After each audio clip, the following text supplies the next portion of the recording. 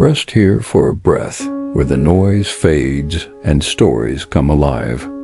These are not just words, they're whispers of truth, calling to those who seek meaning in the quiet. If you feel pulled to tales that stir the spirit, you're home. Subscribe to dive deeper. Now let the story awaken. Clara, 34, stands in her softly lit kitchen, the air heavy with the scent of rosemary and roasted garlic from a dinner she crafted with care. The table is set for two, candles flickering, but the second chair remains empty. Her husband, David, an architect whose boyish smile once lit up her world, is in his study, sketching buildings that seem to matter more than their marriage. Once their home echoed with late-night laughter, shared dreams of a future filled with travel and children. Now it feels like a museum of their past, beautiful but untouched, the walls holding memories that no longer warm her. Clara pours her heart into being the wife David needs. She plans elaborate dinners, books weekend getaways he cancels with a distracted apology, and folds his shirts with a precision that feels like a prayer for his attention. But David's eyes are elsewhere, lost in blueprints and deadlines, leaving Clara to carry the weight of their life alone.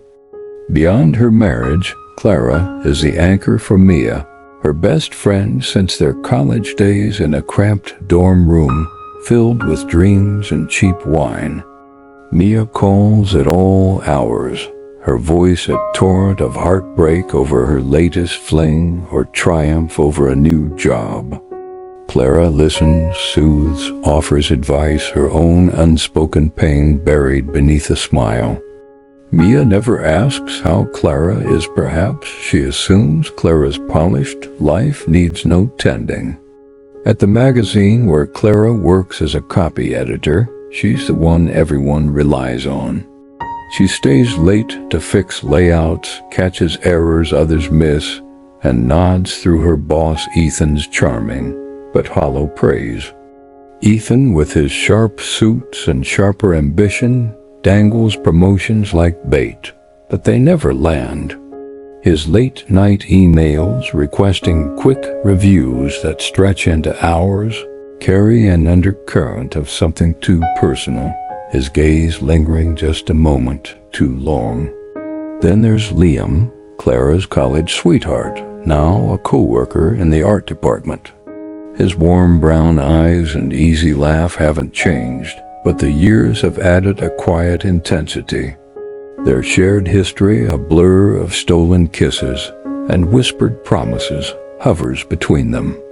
His late-night texts start innocently, a joke about a meeting or a memory from their past, but soon they carry a charge that sets Clara's heart racing.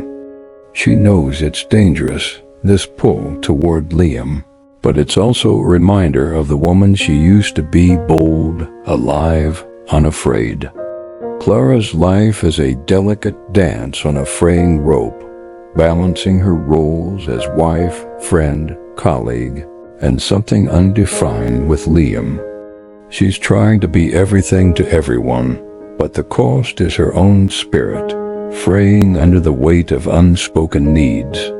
One humid summer evening, after David cancels their anniversary dinner for a client call, Clara finds herself at a dimly lit bar with Liam.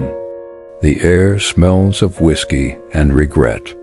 Their conversation flows like the old days, laughter spilling over the edges of their glasses. In a moment of reckless surrender, Liam leans in, and their lips meet a kiss that's both a betrayal and a fleeting taste of freedom. It's electric, searing, but as Clara pulls back, guilt floods her chest like cold water.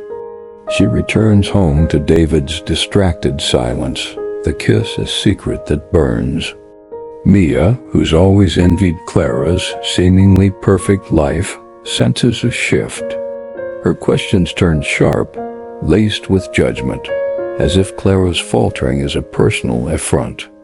At work, Ethan notices Clara's distraction and leans closer, scheduling late-night meetings in his office, his hand brushing hers as he hands her a file. The lines blur: professional, personal, predatory, and Clara feels the walls closing in. The breaking point comes on a rainy evening when David finds a text from Liam on Clara's phone.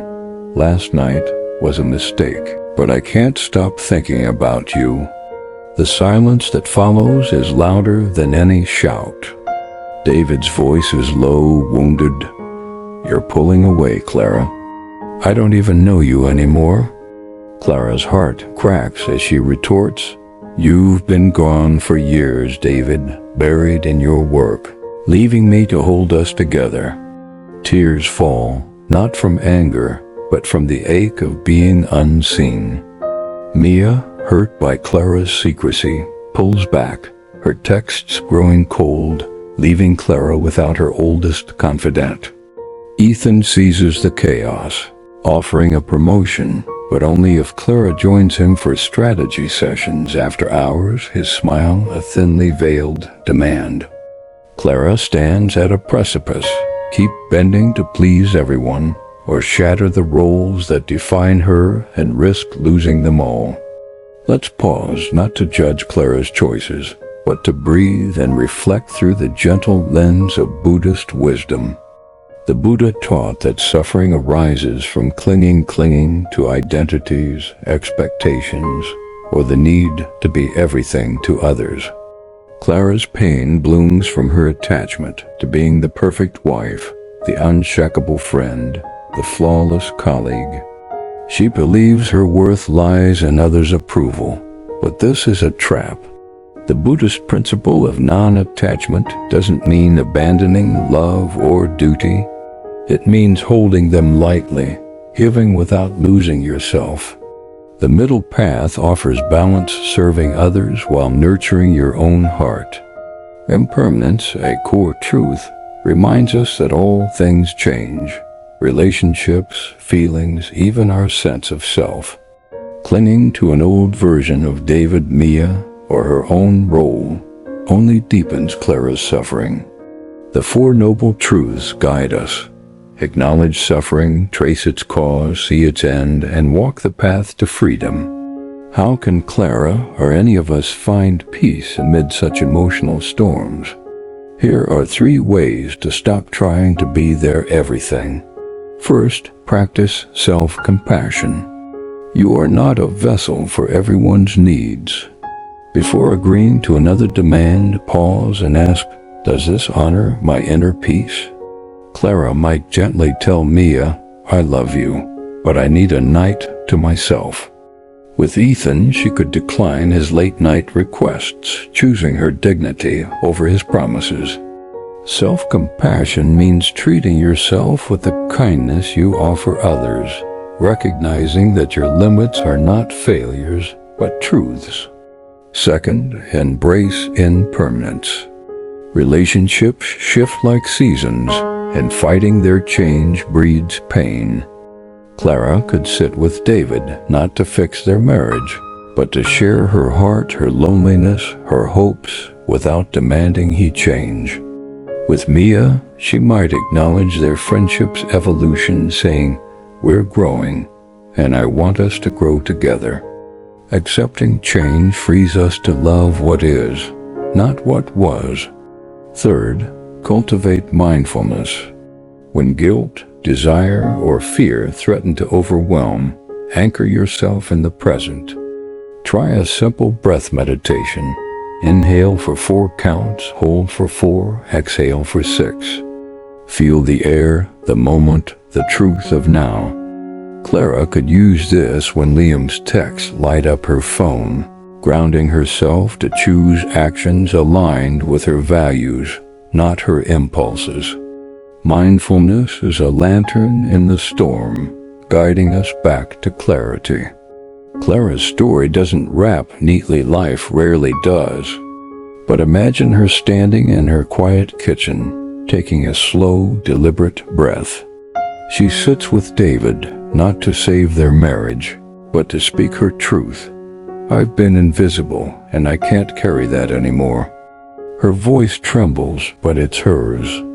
With Mia, she sets a boundary, saying, I need space to heal, but I'm here when we're ready. Ethan's offer?